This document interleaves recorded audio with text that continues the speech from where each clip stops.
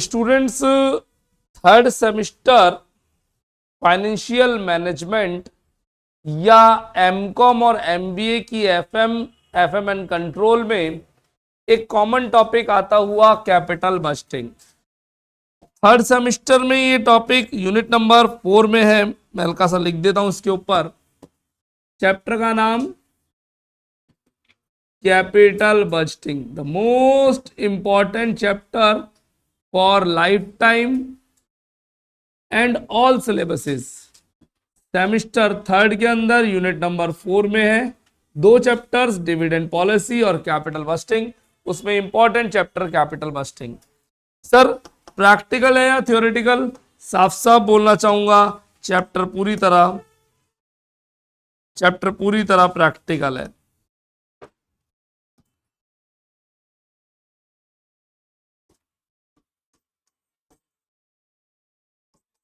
एक practical chapter.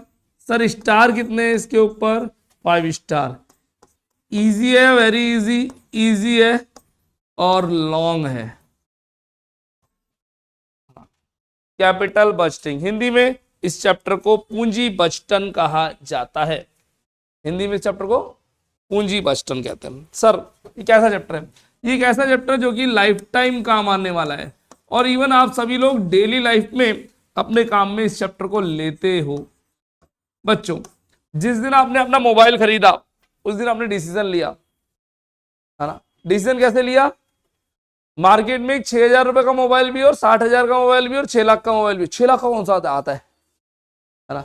हम लोग जनरली जो फोन देखते हैं 1.5 लाख रुपए कॉस्ट मैक्सिमम, है ना? जनरली जो फोन देखते हैं, और नॉर्मली 20, 25, 30 और 40,000 के फोन तो आप लोगों की पॉकेट में भी रखे हुए हैं। हाँ, डिपेंड्स, एज अ केस में भी कोई 6,000 वाला भी और कोई 60,000 वाला फोन लेके भी घूम रहा है। वही फोन में व्हाट्सएप चलता है, इंटरनेट चलता है, कॉल आती है, मैसेज होते हैं, टेक्स्ट मैसेज कर सकते हैं, सब होते हैं। बस थोड़ा सा क्वालिटी का डिफरेंस है। किसमें सबसे मेन काम आती है कैमरा क्वालिटी, फोन की स्लीकनेस, स्टैंडर्ड, प्रोसेसर और बहुत सारी चीजें। इन सब चीजों को एनालिसिस करके हमने एक फोन खरीदा और फोन खरीदने का डिसीजन लिया, फोन खरीदना चाहा और छाने का डिसीजन लिया कौन सा खरीदना है। तो बच्चों, कैपिटल बस्टिंग एक इन्वेस्टमेंट एनालिसिस का चैप्टर है। इन्वेस्टमेंट एनालिसिस,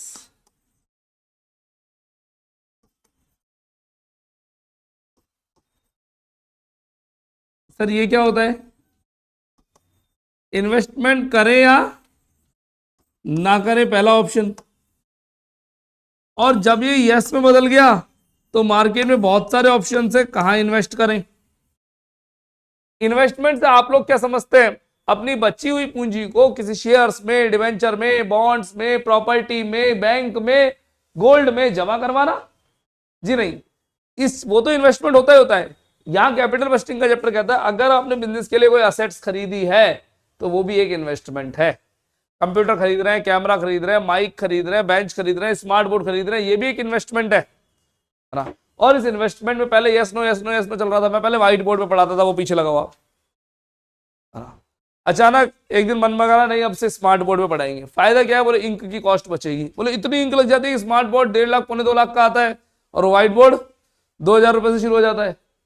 2 लाख और 2,000, ये वाला स्मार्ट बोर्ड लगभग 2.5 लाख रुपए की कॉस्ट का है। 2,70,000 ही पड़ा था मेरा तो उस टाइम पे, तो बहुत महंगा था ना ये वाला स्मार्ट बोर्ड। और वो व्हाइट बोर्ड 1,600 रुपए का है मात्र।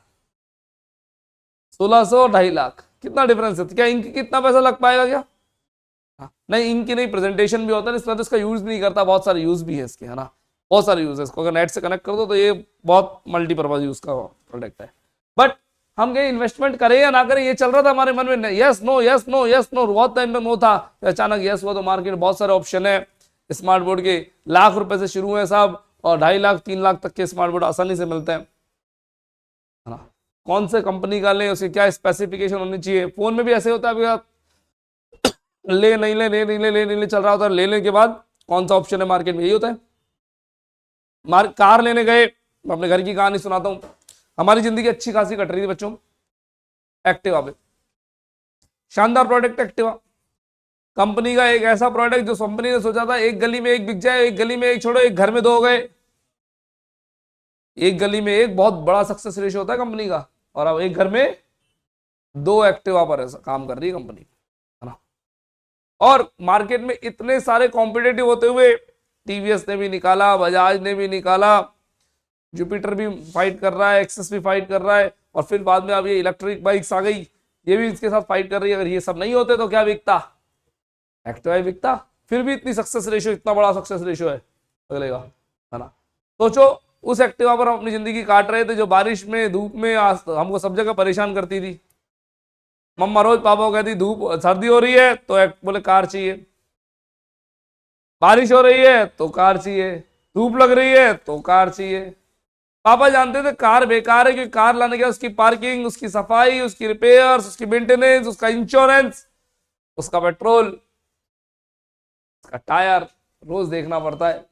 इस एक्टिवा में इतना माथा पड़ी नहीं है। लेकिन मम्मा को तो साहब कार में बैठने से मतलब था। रोज घर में हमारे कलेश होते, क्या होते, कलेश। तो रोज mumma yes papa no, yes no, yes no, दोनों फाइट होती थी। मैं आराम से देखता था, बीच में बोलने तो अपने चाटा पड़ जाए भैया, अपने क्या मतलब। एक दिन बड़ी मुश्किल से पापा यस हो गए। अब मार्केट में बहुत सारे ऑप्शन है, मम्मा को कोई मतलब नहीं कौन सी कार ला रहे, कार आनी चाहिए बस जिसमें छत होनी चाहिए, एसी होना चाहिए, धूप बारिश गर्मी, है ना। ठीक है, पापा ने कहा शाम को कार लाएंगे। मैं और मेरी छोटी बहन घर में हंसते हुए फुसफुसाते हुए आज देखते क्या ला के लेके आते, हम कुछ बोल नहीं सकते, डांट पड़ती बहुत। मम्मा शाम को पूजा की थाली लेके, नारियल लेके तैयार।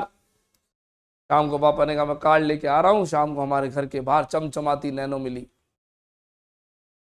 कलर था येलो कलर, येलो कलर की नैनो लेके आए पापा। मैं और जोर से हंसने लगा, मेरी सिस्टर मेरे से भी ज्यादा मजे लेने लगी, लेकिन हम कुछ बोल नहीं सकते, फिर शांति से बैठे रहे ना। अब उसके बाद हमारे घर में क्या हुआ वो बताता हूँ, है ना। पूजा करी गई कार की, नारियल फोड़ने के लिए नारियल टायर के आगे लगाया, टायर चढ़ा ही नहीं। अल्टीमेटली नारियल को साइड में फोड़ लिया गया। क्यों, कार में पिकअप नहीं था इतना, प्रेशर भी तो लगाना पड़ता है, बार बार टायर ऊपर से निकल जाए। हाँ, पापा ने कहा इसके टायर छोटे हैं इसलिए ऐसा होता है। ठीक है समझा रहे हैं जब, ठीक है। मम्मा ने कहा एक टेस्ट राइड करा दो ना, घुमा के तो लाओ। पापा ने सीधी गाड़ी लगाई पंप पे, पेट्रोल पंप पे, और पेट्रोल के लिए खोल दिया आगे का बोनट। मम्मा बोली पेट्रोल आगे डलता, बोला हाँ इस गाड़ी में पेट्रोल आगे डलता है पीछे नहीं डलता, अगर एक्सीडेंट हुआ तो सबसे पहले पेट्रोल टैंक फटेगा, है ना। मम्मा टेंशन में, कोई बात नहीं थोड़ा और आगे चलते हैं, मालवीय नगर घर है मेरा, निकले जेलन रोड पे, फिरते ही गौरव टावर की तरफ से मुड़ने लगे तो ब्रिज आ गया। ब्रिज पे हमारी गाड़ी चढ़ने लगी साहब 20 की स्पीड पे। मामा बोलती है सारी गाड़ियां आगे निकल रही है, अपन को पीछे रहना है। बोले इसमें इंजन पीछे है देवी, इंजन पीछे है तो चढ़ने में थोड़ा दम ज्यादा लगाना पड़ता है। और गाड़ियों में इंजन, बोले इंजन में इंजन आगे होता है टैंक पीछे होता है, हमारे टैंक आ गया इंजन पीछे, तो गाड़ी धीरे धीरे चलने। मम्मा कहा चलो ठीक है, थोड़ा आगे गए, बोले मेरे को तो घर छोड़ दो। पापा ने यू टर्न लेने की कोशिश करी, गाड़ी 4 बार आगे पीछे करनी पड़ी। बोले ये वरना वाला तो तेज निकाल के ले गया, लंबी गाड़ी होते और अपनी छोटी सी गाड़ी फटाफट नहीं निकल रही। बोले इसका व्हील बेस कम है। बोले वो क्या होता, बोले इसमें स्कूटर के टायर लगे हैं। बोले फिर स्कूटर ही ले आते ना, तो जोड़ लेते 4 पहिए हो जाते। बोले इसमें स्कूटर के टायर लगे हैं तो उसका व्हील बेस कम है, पूरा राउंड एक साथ नहीं घूम सकती। ठीक है मम्मा फिर आगे बोले चलो ठीक है कोई बात नहीं, मैं आराम से इसको सीट को तो थोड़ी आड़ी कर दो, आराम से बैठ जाऊँ। बोले नहीं होती। बोले क्यों, बोले सीट एडजस्टेबल नहीं है, इसकी सीट स्ट्रेट ही रहती है, ऐसे ही बैठना पड़ेगा। मम्मा ने कहा रख लो अपनी बेकार कार को, बेकार कार पर पापा ही जानते हैं अब इस कार का इंश्योरेंस, टायर्स, रिपेयर्स, मेंटेनेंस, है ना, पापा को ही देखने पड़ेंगे, किस्तें और फिर पेट्रोल, है ना, और साथ में गैराज भी। तो पापा कहते थे बहुत बढ़िया बात है, कैब बुक कर लिया करो जब जाना हो, ना गाड़ी की सफाई वाला लगवाना पड़ेगा, ना इंश्योरेंस का झगड़ा है, ना आरटीओ आपको देखना है, ना पुलिस के चालान का लफड़ा है, ना सफाई करनी पड़ेगी उस गाड़ी की, ना पेट्रोल डलवाने जाना पड़ेगा। मैंने बोले घर के बाहर ड्राइवर आएगा लेने और जहां जाना है वहां उतारेगा, पार्किंग उसकी टेंशन है, दोबारा फोन करते अगली बार नया ड्राइवर नई गाड़ी आएगी तुम्हारे लिए। कैब में यही तो होता है, और साफ सुथरी आई गाड़ी, है ना। बोले कैब ले कर लो, ज्यादा बढ़िया है कार लेने से। क्या डिसीजन सिखा रहा हूं मैं आपको? इन्वेस्टमेंट एनालिसिस पे डिस्कस कर रहे हैं हम। पहला दिन है, इधर उधर की बातें करी जाती है समझाने से पहले। क्या मेरी बात समझ में आ रही है? आप खुद सोचो ना, देखो कैब बुक करते हैं तो कार आती है, ड्राइव अपने को करनी पड़ती है, ड्राइवर भी आता है, सफाई अपने को करनी पड़ती है, साफ होके आती है, साफ होके आती है गाड़ी, सफाई भी अपने को नहीं करनी पड़ती है ना। पार्किंग की टेंशन अपनी है क्या? पेट्रोल रोड टैक्स अपना है क्या? इंश्योरेंस अपना है क्या? एक्सीडेंट अपना है क्या? अपना कुछ नहीं है। अपना घर के बाहर से जाकर के, है ना, सामान भी अपने को नहीं रखना, छोड़ दो, अपने आप ड्राइवर रख लेता है, जहां उतारना वहां ड्राइवर उतार देता है सामान, लोकेशन पे उतारता है बिल्कुल, आगे पार्किंग में कहाँ लगे नहीं लगे तेरी टेंशन है। खुद की गाड़ी लाओ तो सारी टेंशन अपनी हो जाती है। तो इसीलिए पापा किस पे चल रहे थे बच्चा? नो पे। मम्मा यस कराई, पर मार्केट में बहुत सारे ऑप्शन थे, डिपेंड आप कौन सा ऑप्शन सेलेक्ट करते हो। चलो एक और एग्जांपल लेते हैं लास्ट, फिर उसके आगे बात आगे बढ़ेंगे। हमारे इंस्टीट्यूट के अंदर अभी तक जेरोक्स मशीन नहीं है, फोटोस्टेट की मशीन नहीं है। हमने सोचा खरीद लेते। जब फोटोस्टेट की मशीन खरीदने की बात आई तो उसकी कॉस्ट का एनालिसिस क्या किया, मार्केट में पूछा मैंने, एक फोटोस्टेट की मशीन मिल रही थी भाई साहब 8,000 रुपए की, 8,000 रुपीज की फोटोस्टेट की मशीन है, जो 5 in 1 है, 5 काम करती है एक साथ। कलर प्रिंट आउट निकालती है, black and white print out निकालती है, फैक्स कर लेती है, जेरोक्स कर लेती है, मेल निकाल देती है, सब काम कर देती है इस तरह के साथ, स्कैनिंग भी करती है, 5 in 1। एक और फोटोस्टेट की मशीन दिखाई, उसने मेरे को बोले 1,20,000 की केवल फोटोस्टेट करती है, 1,20,000 की केवल फोटोस्टेट करती है और कोई काम नहीं करेगी। और दूसरी है जो 8,000 की है, 5 in 1 है, बताओ कौन सी अच्छी है? 8,000 रुपीज 5 in 1 या 1,20,000 रुपए ओनली फोटोस्टेट? क्या मैं भाई, मेरे को 8,000 वाली अच्छी लगी, 5 in 1 है तो मैं ले आया साहब। 6 प्रिंट आउट निकाले, 7वें प्रिंट आउट में धुआं आया, 8वें में तो मशीन पुक पुक करके आवाज करके बंद। मैंने कंपनी वाले को फोन किया, उनको भैया क्या हुआ? बोले कितने प्रिंट आउट निकाल दिए? मैंने कहा 8। बोले नहीं है 2-4 प्रिंट आउट ही निकाल दिए बस एक दिन के। ये रेजिडेंशियल यूज के, डोमेस्टिक यूज के, कमर्शियल यूज के लिए थोड़ी तुम 2-2 हजार प्रिंट आउट निकालने की सोचोगे। मैंने वो वाली 1,20, बोले 2,000 नहीं 5,000 निकालो, 10,000 निकालो, मशीन थकती नहीं, वो कमर्शियल यूज की मशीन है। समझ पा रहे? तो हम जो जेरोक्स की मशीन में इतना बड़ा डब्बा देखते हैं, है ना, देखा होगा ना हमने, फोटोस्टेट मशीन हम सबने देखी है, वो 1,20,000 रुपए की कीमत से इसके आसपास की होती है, और उस पर जेरोक्स अच्छे से हो पाती है, और वो कमर्शियल यूज की है। हाँ, आप समझ सकते हो क्या दिक्कत है? चलिए, इन सब बातों को करने से पहले मैं कहूंगा हमें इस चैप्टर में करना पड़ता है कॉस्ट बेनिफिट एनालिसिस। ये बड़ा इंपॉर्टेंट चीज है, टॉपिक है। कभी भी आप थ्योरेटिक में टॉपिक लिख सकते हो, लागत लाभ विश्लेषण। एक प्रोडक्ट में लगने वाली लागत और उससे मिलने वाला लाभ कंपैरिजन किया जाएगा। एक एग्जांपल समझते हैं, सुनना जरा। मेरे हाथ में आईफोन है, इसकी लागत आप सब जानते हैं 15 है लगभग, अपन मान लेते हैं आज 60,000 रुपए कीमत, 60,000 रुपीज कीमत मान लेते हैं ना। इसमें लगने वाली लागत ₹60,000, इससे मिलने वाला लाभ, दोनों कंपैरिजन करेंगे। मान लीजिए मेरे पास नहीं खरीदा मैंने अभी तक, तो मेरे को पता है इससे लगने वाला कॉस्ट है 60,000 रुपीज, मिलेगा जो बेनिफिट वो मेरे को पता है, वो बेनिफिट मेरे लिए ज्यादा इंपॉर्टेंट है, 60,000 रुपए मेरे लिए ज्यादा इंपॉर्टेंट है, वो डिपेंड करता है। अगर मेरे लिए 60,000 रुपए इंपॉर्टेंट है तो मैं फोन कभी नहीं खरीदूंगा जब तक 60,000 रुपए मेरे लिए ज्यादा इंपॉर्टेंट है। लेकिन एक दिन मेरे लिए सोशल स्टेटस, इससे फोन की क्वालिटी, इस फोन की उपयोगिता, यूटिलिटी मेरे लिए ज्यादा इंपॉर्टेंट होगी, 60,000 रुपए उतनी वैल्यू नहीं रखते, उस दिन मैं डेफिनेटली इस असेट को खरीद लूंगा। आप खुद सोच लीजिए, जो जो असेट्स आपके पास है उसके लगने वाली लागत आपके लिए उतनी इंपॉर्टेंट नहीं थी, उससे मिलने वाला बेनिफिट आपके लिए ज्यादा इंपॉर्टेंट था, तभी तो आपने वो चीज खरीदी है। देखिए, सोचिए, एक ऐसी चीज आपके मन में जो आपने रिसेंटली, पहले नहीं थी आपके घर में और अभी अभी बाय करिए, कोई एक चीज सोच लीजिए अपने मन में, पहले आपके घर में नहीं थी और अभी भी बाय करिए, एक ऐसी चीज अपने मन में सोचिएगा।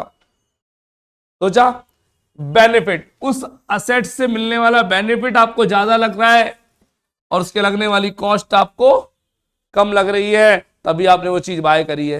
एक ऐसा चीज सोचिए जो आपके सपनों में है, ड्रीम्स में, और अभी तक आपके घर में नहीं है, आपके पास नहीं है, आप खरीदना चाहते हैं, 2-4 बार देख भी लिया, रेट भी कर आए, देख के भी आ गए, छोड़ आए, पर ला नहीं रहे, आप खरीद नहीं पा रहे। पता है क्यों? लगने वाली कॉस्ट थोड़ी ज्यादा लग रही है और मिलने वाला बेनिफिट थोड़ा कम है, तो आप उस असेट को नहीं बाय कर रहे हो। क्या मेरी बात समझ में आ रही है? मैं एग्जांपल लेता हूं, DSLR, एक ऐसा प्रोडक्ट जो सभी के लिए उपयोगी है, लेकिन बहुत कम लोगों के पास होता है। पता है क्यों? लोग जानते हैं इसमें लगने वाली कॉस्ट अच्छी खासी है। एक डीएसएलआर ढंग का लेना है तो 70-80 हजार रुपए कम से कम खर्च करने पड़ेंगे। 40 हजार में अच्छा डीएसएलआर नहीं आता, 80 हजार रुपए खर्च करने पड़ेंगे। मिलने वाला बेनिफिट किसी के लिए है, किसी के लिए नहीं है। खाना मैं कहीं कहता हूँ डीएसएलआर क्यों नहीं, तो बोले हमारा फोन ही बहुत अच्छी फोटो खींच लेता है। कहते हैं खींच लेता है फोन, पर डीएसएलआर डीएसएलआर है भाई, वो फोटो जो खींचता है वो फोन नहीं खींच सकता, क्योंकि फोन का काम कॉलिंग भी है, मैसेज भी है, नेटवर्क भी है। डीएसएलआर का काम नेटवर्क नहीं है, इंटरनेट उसके काम उसकी हिस्ट्री में नहीं आता, उसकी में आते फ्रेम्स, है ना, फ्रेम्स आते हैं उसकी में, ग्लैंसेस आते हैं उसकी हिस्ट्री में, उसकी वर्किंग में। तो वो डीएसएलआर एक स्पेसिफिक प्रोजेक्ट के लिए बना है। वो डीएसएलआर काम करता है। अभी तुम्हारे पास पैसे नहीं है इसलिए तुम बोल रहे हो अपना मोबाइल अच्छा काम करता है, जिस दिन तुम्हारे पास 80 हजार रुपए आ जाएंगे और 80 हजार रुपए की वैल्यू उतनी नहीं होगी जितनी डीएसएलआर की वैल्यू होगी, सेम डेट हम वो डीएसएलआर बाय कर लेंगे, खरीद लेंगे। मैं मेरी बताता हूँ, मेरे को मैं पिछले 5 साल से डीएसएलआर सोच के बैठा हुआ था। इस साल मैंने अभी फरवरी में खरीदा है, इसी साल खरीदा मैंने 2024 में ही फरवरी में डीएसएलआर। खरीदने के बाद मैं उसको 5 बार काम में ले जा चुका हूँ। पिछले 2 दिन से आप जानते हैं मैं दिल्ली में था, है ना, सैटरडे संडे में दिल्ली था, है ना, फ्राइडे सैटरडे संडे दिल्ली था। मैं डीएसएलआर लेकर गया, अपने साथियों को बोला डीएसएलआर लाया हूँ, किसी को यूज में लेना हो ले लेना। बोले ले चलो, मैंने नहीं, आई डोंट वांट कैरी।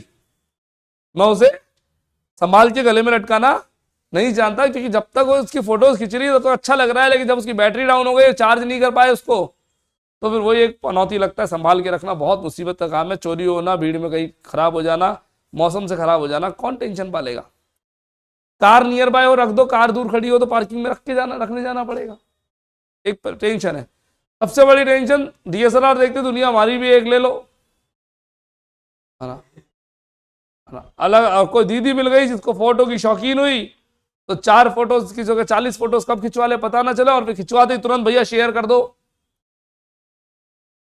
है ना।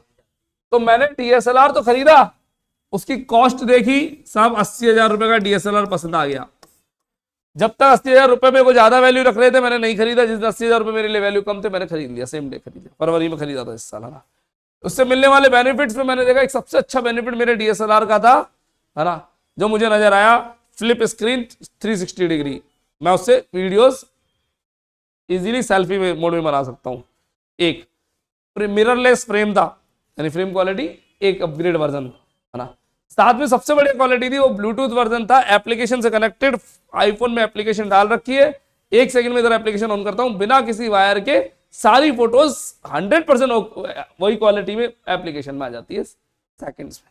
उसके बाद जहां शेयर करना हो करो, है ना। तो उन दीदी को जिनको 40 फोटोज चाहिए उनको देने में सेकंड्स नहीं लगा था, क्योंकि डीएसएलआर सब लोग जानते हैं फोटोज अगले दिन आती है, ऐसे लोग कहते हैं। मैं कहता हूं अब भी ले, तुरंत निकल यहां से, समझ पा रहे, है ना। अभी ले तेरी फोटो ले जा फटाफट फटाफट, है ना। लेकिन वो डीएसएलआर रखना मेरे लिए एक पनौती है, तो मैं उसको जब मुझे कंफर्ट लगता था मैं रखता हूँ, नहीं तो अपने साथियों को देता हूँ, कजन को देता हूँ, भैया तू संभाल, है ना, ठीक है, तो तुम संभालो, तुम्हारे हिसाब से तुम फोटो ले, संभाल के वापस लौटा देना, क्या दिक्कत है ना। तो समझ पा रहे हो आप कॉस्ट बेनिफिट एनालिसिस, लगने वाली कॉस्ट और मिलने वाला बेनिफिट। जिस दिन कॉस्ट ज्यादा है तब तक हम उस सेट को नहीं खरीदेंगे, क्योंकि उससे मिलने वाला बेनिफिट हमको कम लग रहा है। लेकिन वही डीएसएलआर किसी और के पास है, उसके लिए कॉस्ट कम लग रही है और बेनिफिट ज्यादा लग रहा है। कॉस्ट उतनी है, मान लो 80 हजार का 80 हजार, चेंज नहीं हो रही कोई कॉस्ट। जब मुझे ज्यादा लग रही है तो मैं नहीं खरीद रहा, जब मुझे कम लगेगी और बेनिफिट ज्यादा लगेगा, रिवर्स सिचुएशन हो जाएगी, कॉस्ट लगेगी कम और मिलने वाला बेनिफिट लगेगा ज्यादा, जबकि प्राइस में कोई चेंज नहीं हुआ, वही है, मुझे लग रहा है तो मैं उसको खरीद लूंगा। क्या मेरी बातें समझ में आ रही है क्या? कॉस्ट बेनिफिट एनालिसिस करने के लिए आपको मिलने वाले कैश इनफ्लोज और आउटफ्लोज पे दिमाग लगाना पड़ता है। कैश इनफ्लो ज्यादा होने चाहिए और लगने वाले कैश आउटफ्लो हमेशा कम होने चाहिए। आउटफ्लो का आप अपनी लैंग्वेज में कॉस्ट बोल सकते हैं। कैश इनफ्लो को मैं डिटेल में समझाना चाहूंगा, ये सारी बातें आपको लिखनी है, जो मैं पॉइंट्स लिखते जा रहा हूं ऐसे करके, है ना। मैं एक एक सेगमेंट करके उसको शिफ्ट करता जा रहा हूं। मिलने वाले कैश इनफ्लोस, कैश इनफ्लो निकालने की कैलकुलेशन है, उस कैलकुलेशन को हम बोर्ड पे लिखने जा रहे हैं बच्चों। सेल्स में से अगर हम कॉस्ट हटा दें तो आता है प्रॉफिट, जिस प्रॉफिट को हम बोलते हैं profit before depreciation and tax. अभी तक हमारे बिजनेस में हमने डेप्रीशिएशन और टैक्स माइनस नहीं किया। डेप्रीशिएशन माइनस करो सबसे पहले, आपके पास आ जाएगा profit before tax. Tax minus कर दीजिए, टैक्स की रेट पता हो तो ठीक, नहीं पता हो तो always take 50%। We will get profit after tax. इस प्रॉफिट आफ्टर टैक्स में वापस वो डेप्रीशिएशन ऐड कर देंगे जो ऊपर लेस किया था। सर ऊपर जब लेस किया था तो ऐड क्यों कर रहे हो? लेस ही नहीं करते, टैक्स बचाने के लिए। अगर डेप्रीशिएशन लेस नहीं करता तो टैक्स बहुत ज्यादा देना पड़ता। फिर ऐड क्यों कर रहे हो? क्योंकि मुझे चाहिए कैश इनफ्लो, डेप्रीशिएशन में ना कैश जाता है ना कैश आता है, तो लेस नहीं होना चाहिए था। केवल टैक्स बचाने के लिए लेस किया, इसलिए वापस ऐड कर रहे हैं। प्रॉफिट एक बार बोर्ड पे, जब दोनों नहीं घटे थे तो बोल रहे थे बिफोर, जैसे डेप्रीशिएशन घट गया तो बिफोर टैक्स रह गया केवल, फिर टैक्स हटा दिया आफ्टर टैक्स हो गया। आफ्टर यानी घटा हुआ है, डेप्रीशिएशन जोड़ दिया, प्रॉफिट आफ्टर टैक्स चल रहा था ना बच्चों ऊपर, देखो ना profit after tax, after tax depreciation जोड़ दिया तो बिफोर डेप्रीशिएशन, और इसी का दूसरा नाम कैश इनफ्लो होता है। अगर मैं इसे मैथमेटिकली समझाना चाहूं तो मैं लिख सकता हूं बच्चों, 1 लाख की सेल्स, 40,000 की कॉस्ट, प्रॉफिट बिफोर डेप्रीशिएशन 60,000, 10,000 का दे दिया डेप्रीसिएशन, आ गया 50,000, 25,000 का दे दिया टैक्स 50%, बच गया 25,000।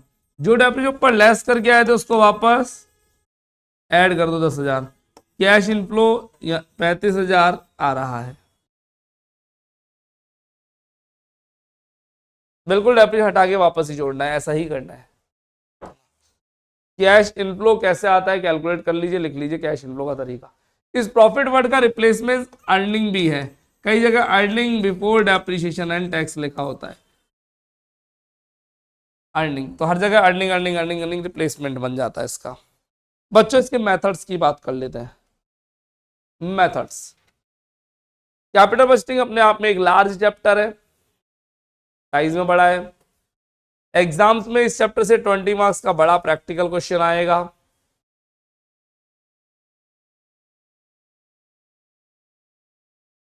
एग्जाम में इसमें प्रैक्टिकल क्वेश्चन आएगा। मेथड्स की बात कर लेते हैं, मेथड है ज्यादा नहीं, 7 मेथड्स। 7 मेथड के नाम बड़े हार्ड लगते हैं बच्चों को, मैं 7 मेथड्स के नाम बोर्ड पे लिखने जा रहा हूं। अभी कुछ भी याद नहीं करना और घबराना नहीं है। नाम थोड़े दिखने में टिपिकल लगते हैं बट याद करवाना मेरी टेंशन है। रिक्वायरमेंट आपसे रहेगी आप क्लास में कोई भी ऑफ ना ले, छुट्टी ना ले सब।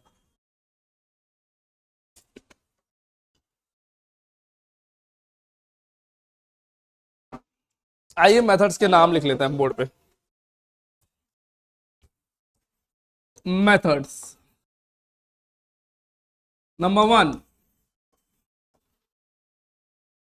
अर्जेंसी मेथड,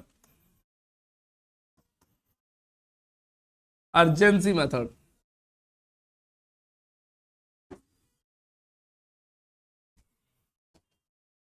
हिंदी में अपरिहार्यता विधि। घबराना नहीं है नाम देख करके, अभी केवल इंट्रोडक्शन है, नेम नेम वाइज डिटेल में डिस्कशन लेटर ऑन करेंगे।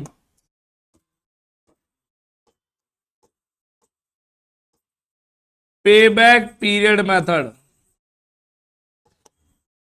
Payback period method,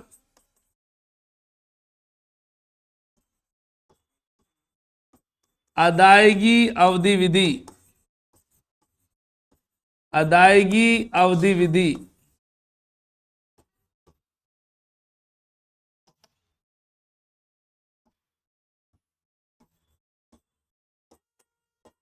post payback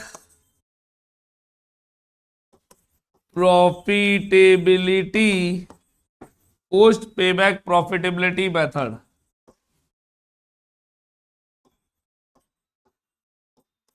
अदायगी अवधि के पश्चात लाभदायकता विधि। नाम नाम से घबराना नहीं प्लीज। हार्ड पे कर रहा हूं तो इजी भी मैं ही करूंगा। चैप्टर हार्ड है ही नहीं, लेंदी है। अदायगी अवधि के पश्चात लाभदायकता विधि।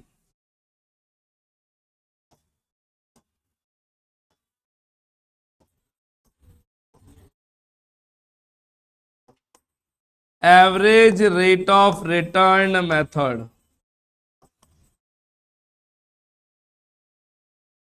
Average rate of return method, short form ARR। औसत प्रत्याय दर विधि।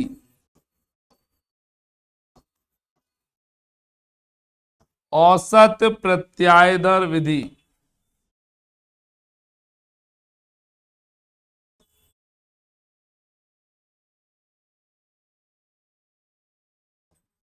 Net present value method. Net present value method, short form NPV। सबसे हिट मेथड है, ये बताएंगे। 7 मेथड से टोटल। शुद्ध वर्तमान मूल्य विधि।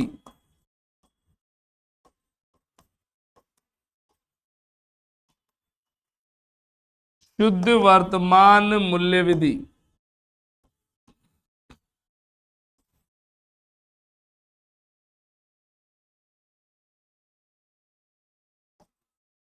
Present value index method.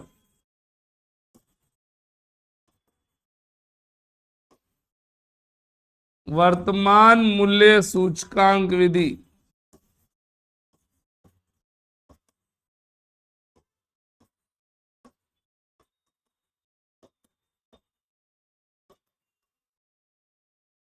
वर्तमान मूल्य सूचकांक विधि PVI। सातवां और आखिरी,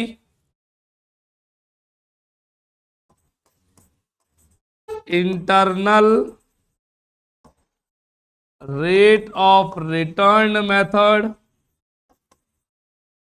internal rate of return method, it's called IRR। आंतरिक प्रत्याय दर विधि।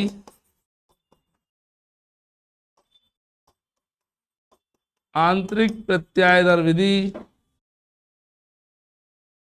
एक बार हम स्टार रेटिंग कर लेते हैं इनकी, कौन कितना इंपॉर्टेंट है।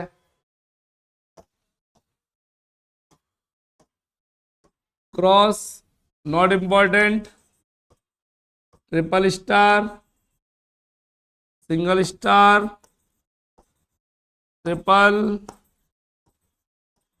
5, 1, 2, 3, 4। जो जितना स्टार उतना इंपॉर्टेंट। यहाँ पीरियड शब्द को अंडरलाइन करें, यहाँ प्रॉफिटेबिलिटी को, यहाँ रेट, यहाँ वैल्यू, यहाँ इंडेक्स और यहाँ रेट। मदद करेंगे सारे के सारे मेथड्स। इजी करना मेरी टेंशन है, आप लोगों को केवल पढ़ना है ना। कल हम अर्जेंसी मेथड से शुरुआत करेंगे। आज एक छोटी सी क्लास से चैप्टर की शुरुआत, कल डिटेल में पढ़ेंगे। आज के लिए इतना ही।